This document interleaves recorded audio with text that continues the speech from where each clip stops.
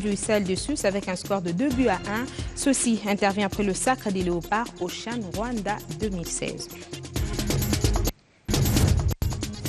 La réunification totale de l'UDPS, tel est le message phare qui a ponctué le 34e anniversaire de ce parti de l'opposition célébré par Lel Kibasa qui, au-delà de ce message, a fait le bilan de son parcours.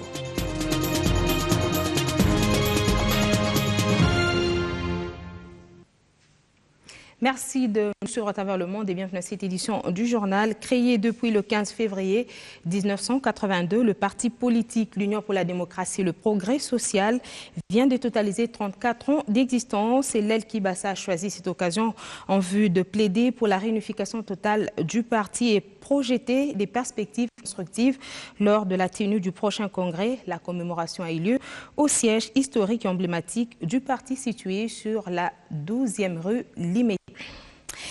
Il faudra donc transcender les divergences politiques en vue d'un processus électoral apaisé. Le représentant des confessions religieuses, membre de la Commission d'intégrité et médiation électorale CIME, invite les acteurs au processus à un culte de dédicace de la nation congolaise à Dieu. Les chefs des confessions religieuses se sont donné rendez-vous au centre Kimbanguiste pour l'annonce de cet événement, une action qui a coïncidé avec la clôture de la formation des membres de l'Assemblée plénière ainsi que leurs collaborateurs sur l'utilisation des nouvelles technologies d'information et de la communication. À cette journée, s'est aussi joint une réunion de haut niveau CENI opposition républicaine.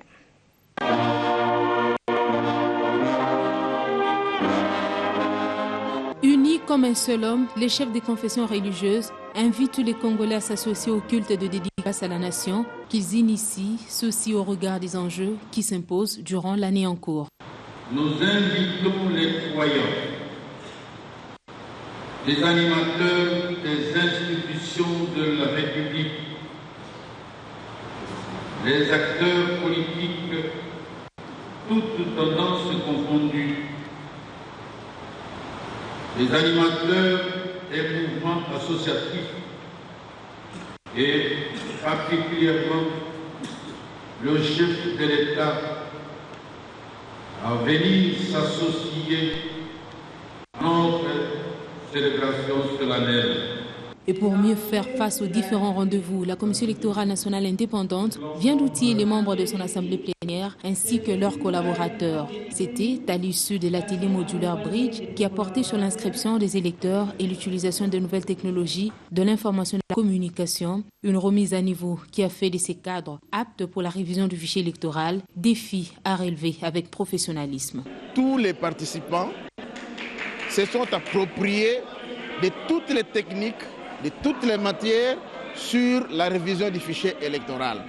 Ça va leur permettre d'encadrer et de suivre cette opération qui va se dérouler à travers toute la République.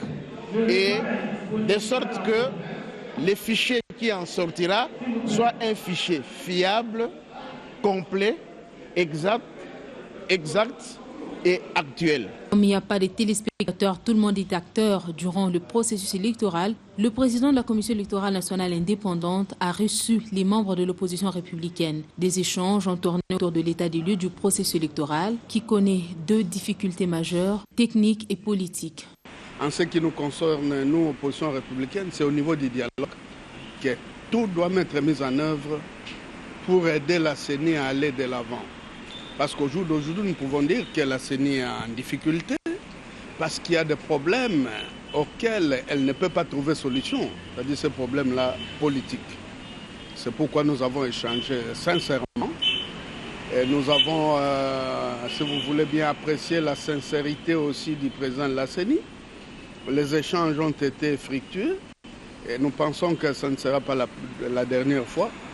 Ce dimanche, le président poursuivra avec ses consultations. Son agenda prévoit des échanges dans l'après-midi avec les membres de la dynamique de l'opposition. Le maintien de la paix gage des élections crédibles en République démocratique du Congo dans la partie Est. Ceci nécessite l'implication de toutes les sensibilités. En séjour en Nord Kivu, le représentant spécial des Ban Ki-moon en RDC, ainsi que le nonce apostolique Mariano Montemayor, envoyé du Saint-Siège, ont incité les acteurs politiques ainsi que la société civile à travailler ensemble. Eric Asmoïsi.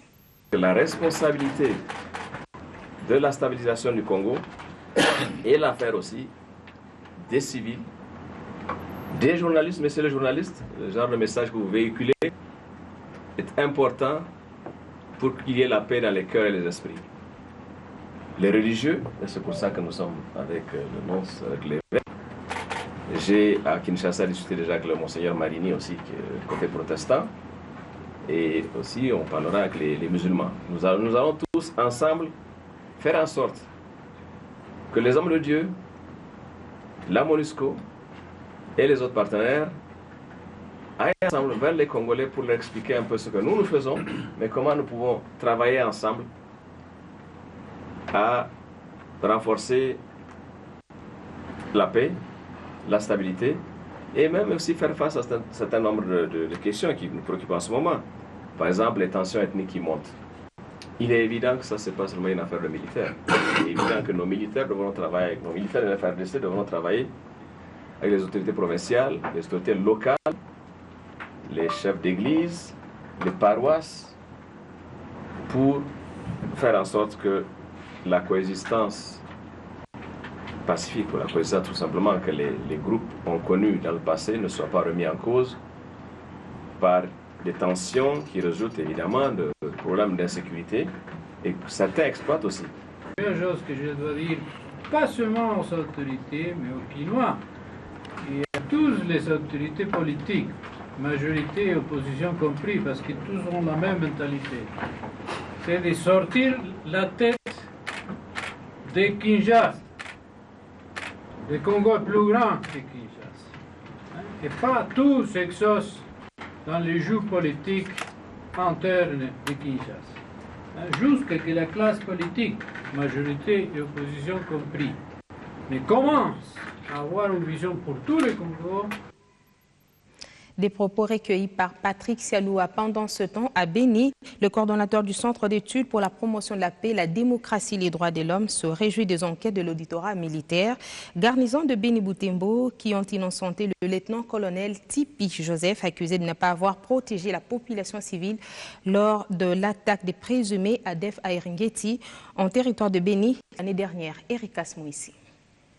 Répondant à la question du journaliste ayant participé à cette conférence de presse sur son premier point, Maître Marc Avota, coordonnateur et directeur exécutif du CEPADO, s'est réjoui de ce qu'il qualifie de la crédibilité de la justice militaire à Béni. Nous voudrions donc reconnaître ici la crédibilité des enquêtes menées par l'auditorat et l'objectivité de ces enquêtes. En même temps, nous voudrions encourager d'ailleurs la hiérarchie militaire de FARDC et même le commandant suprême des forces armées à devoir reconnaître la bravoure de cet officier et pourquoi pas lui donner des encouragements.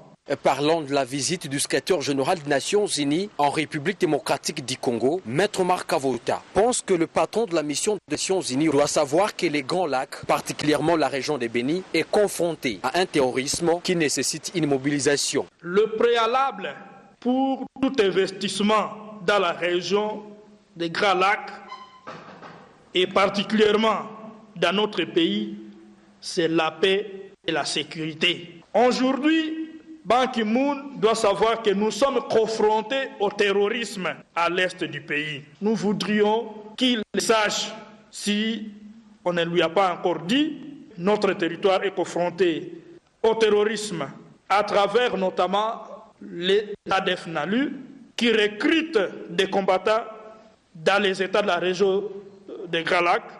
Notons qu'à fin, Maître Marc Avota a condamné haut et fort le kidnapping du notable Anselme Moussemo vers Moulois, a invité les ravisseurs qui n'ont rien dit jusque-là au bon sens.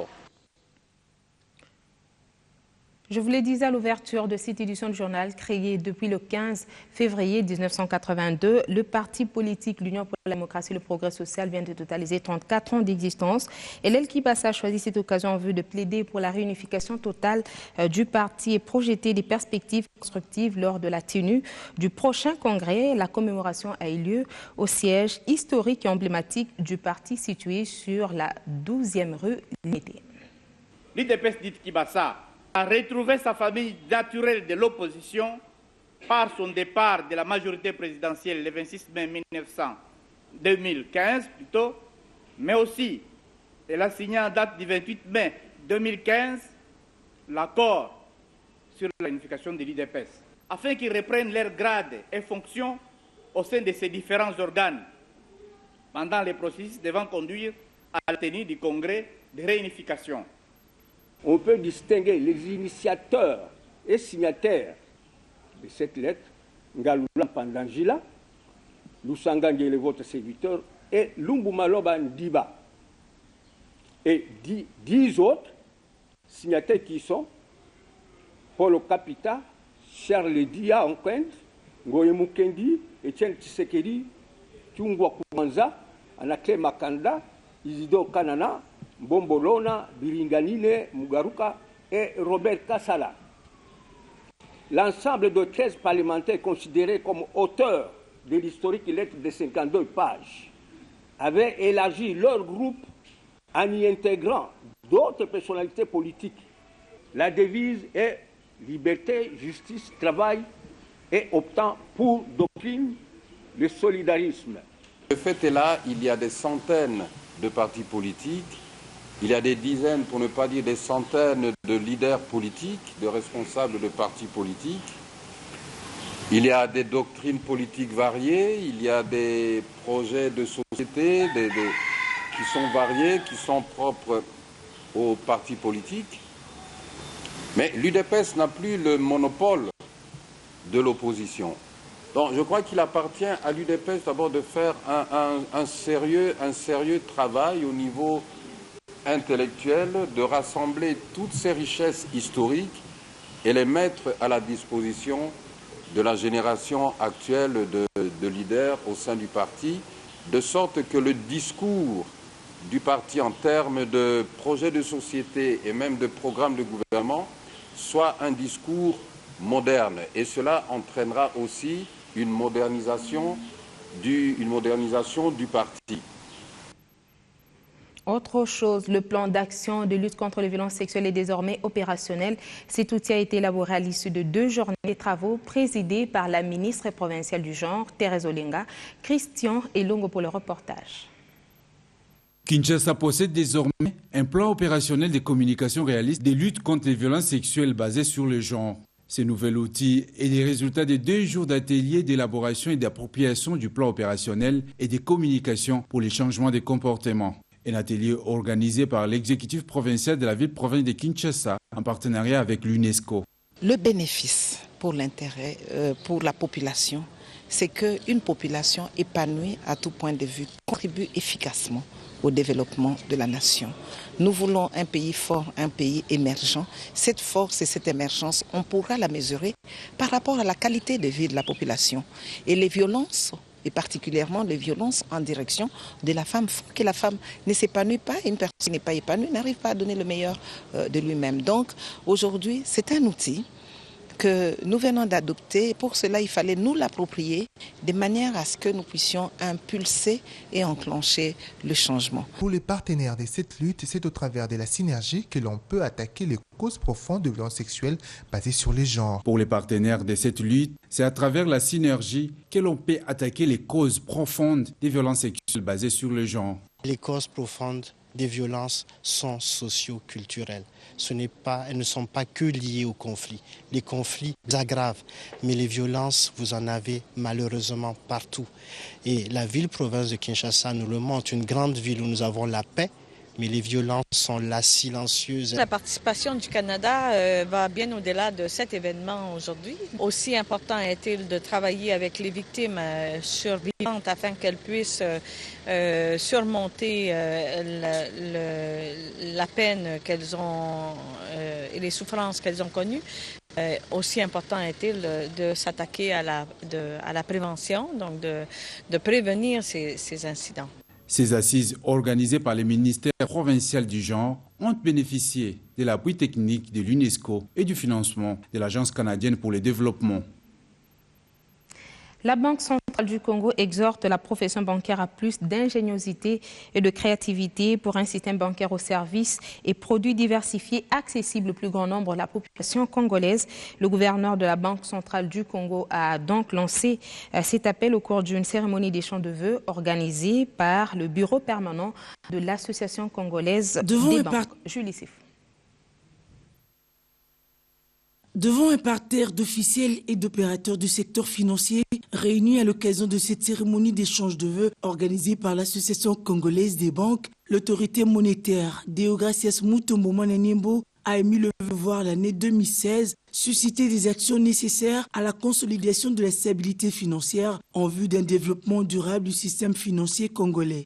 Il a pour ce faire réitéré le ferme engagement de l'Institut des missions à poursuivre des réformes pour appuyer le développement du secteur financier. Nous allons poursuivre également avec des réformes pour appuyer le développement du secteur financier. Nous avons la réforme de la modernisation de notre système national de paiement qui évolue bien. Je crois qu'elle sera mise en service au cours du second semestre de cette année. Nous avons la réforme sur la centrale des risques. Également, il y a bien d'autres réformes qui se matérialisent. Nous avons également créé un partenariat de réflexion avec le système bancaire congolais pour réfléchir en profondeur sur des thématiques qui sont liées aux réformes que le gouvernement vient de concevoir. Cela va permettre également au niveau du secteur financier de monter des stratégies pour permettre de renforcer la capacité de notre secteur financier à stimuler la production et les investissements dans les créneaux porteurs d'une croissance rapide et durable.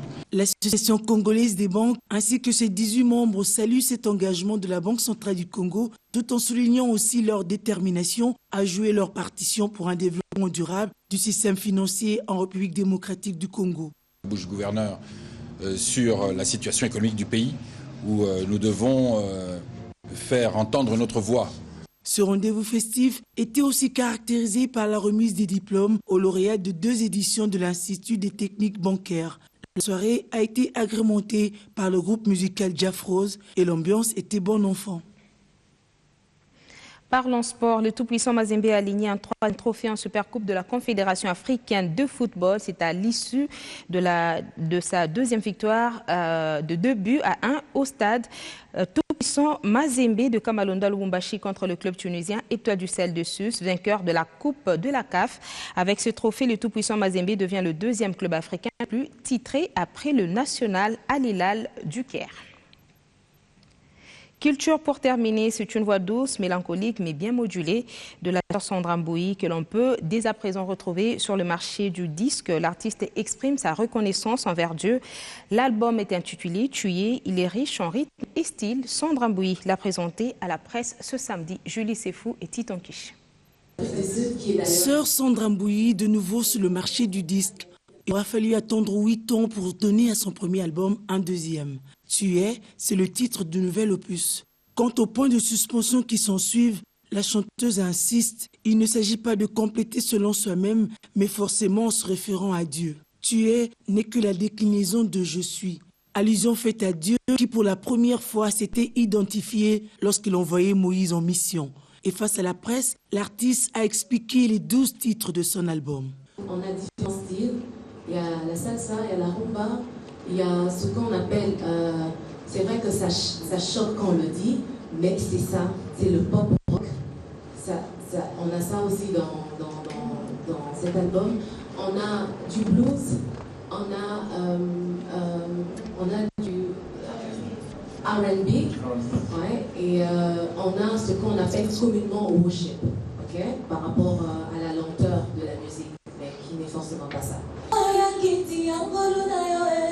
Sandra Mbouyi chante sa reconnaissance envers son Dieu car la joie de l'Éternel est sa force. Comme une messagère, elle est chargée de transmettre ce qu'elle a reçu de Dieu. J'ai vraiment, par la grâce du Seigneur, le fardeau d'atteindre ceux qui ne connaissent pas Dieu et qui seront certainement attirés au premier regard par peut-être l'image ou par le son et après ils vont découvrir ce qu'il y a.